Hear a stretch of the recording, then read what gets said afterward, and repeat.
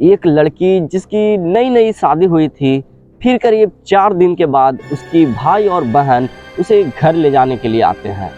फिर तभी कुछ ऐसा कांड हो जाता है जिसके बाद पुलिस बुलाई जाती है। तो क्या था पूरा मामला, क्या थी पूरी कहानी, उसे जानने के लिए इस वीडियो में बने रहें और चैनल को सब्सक्राइब कर दें। तो आज की जो सच्ची घटना है, जो सच्ची कहानी है, वो राजस्थान के जयपुर से है, जहाँ पर एक आदमी रहता था जिसका नाम है टिकचंद। उसका एक 27 साल का जवान बेटा था। उसकी शादी के लिए कई रिश्ते आए थे, लेकिन सभी उसको मना कर देते हैं, उससे शादी करने के लिए तैयार नहीं होते हैं, क्योंकि जो टिकचंद का बेटा था वो काफ़ी काला लगता था। इस बात को लेकर टिकचंद आए दिन परेशान रहता था कि उसकी बेटे की शादी कैसे होगी। फिर कुछ काम के सिलसिले में वो दिल्ली जाता है और दिल्ली में एक व्यक्ति से मिलता है जिसका नाम होता है नरेश। उस व्यक्ति से मिलने के बाद जो टिकचंद है उससे बातचीत करता है और इसी बीच बातचीत के दौरान वो अपने बेटे की बात छेड़ देता है।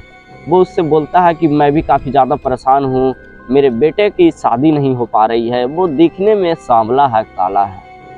तब जो नरेश होता है वो बोलता है, बस इतनी सी बात, आपने पहले क्यों नहीं बताया, मेरी एक भतीजी है, उसकी भी शादी करनी है।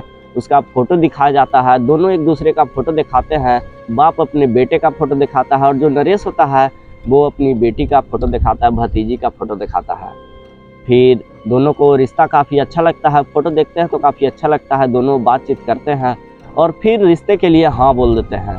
फिर जब शादी के सिलसिले में बातचीत हो रही थी तब नरेश बोलता है कि हम लोग आप लोग को दहेज नहीं दे सकते, क्योंकि ये लड़की काफ़ी गरीब है और इस पर कुछ लोन भी है जो कि इसने अपने पढ़ाई के लिए लिया था, वो भी आपको ही चुकाना पड़ेगा।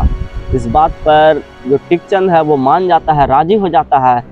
तब जो नरेश है वो बोलता है कि हम लोग तो काफ़ी गरीब हैं, हम लोग मंदिर में ही शादी करेंगे। तो मंदिर में दोनों की शादी काफ़ी अच्छे से होती है, धूमधाम से होती है।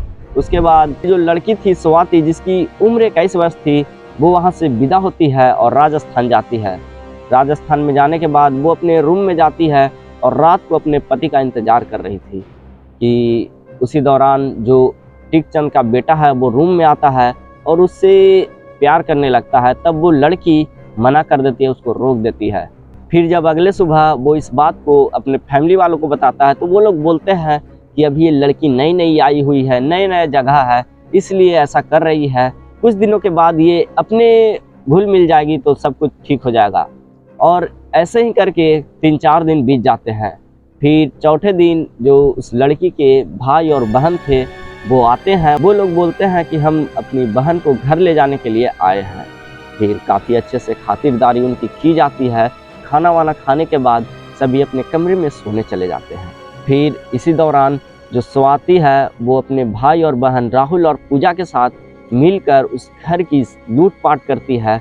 वहाँ के सोने, जवाहरात और जो भी पैसे थे, क्योंकि शादी का माहौल था इसलिए वहाँ काफ़ी ज़्यादा गहने भी थे, वो सभी को उठाते हैं, इकट्ठा करते हैं और लेकर रात को ही फरार हो जाते हैं।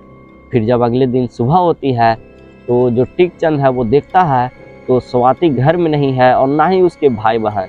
इस बात को लेकर वो ढूंढते हैं तो देखते हैं कि जो गहने हैं वो भी गायब हैं, जो पैसे हैं वो भी गायब हैं। वो समझ जाते हैं कि यहाँ लूटपाट हुई है और फिर पुलिस को बुलाते हैं। पुलिस आती है, जांच पड़ताल करती है, उनको सारी बातें बताई जाती है। फिर वो कुछ दिनों के बाद स्वाति और पूजा और राहुल तीनों को पकड़ लेती है।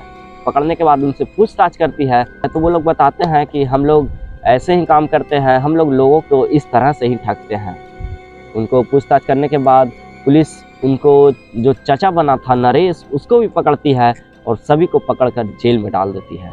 तो जैसा कि आप लोगों ने सुना, आजकल लोग पैसे ठगने के लिए झूठी शादी तक कर रहे हैं। तो आप जब भी शादी करें तो सतर्क रहें, सावधान रहें, क्योंकि ये सिलसिला, ये घटना आपके साथ भी घट सकती है। इसलिए आप जांच पड़ताल करके ही शादी करें और जो भी आपके मन में डाउट हो वो कमेंट में लिख दीजिए। बाकी मैं मिलता हूँ अगले वीडियो में, तब तक के लिए जय हिंद, जय भारत।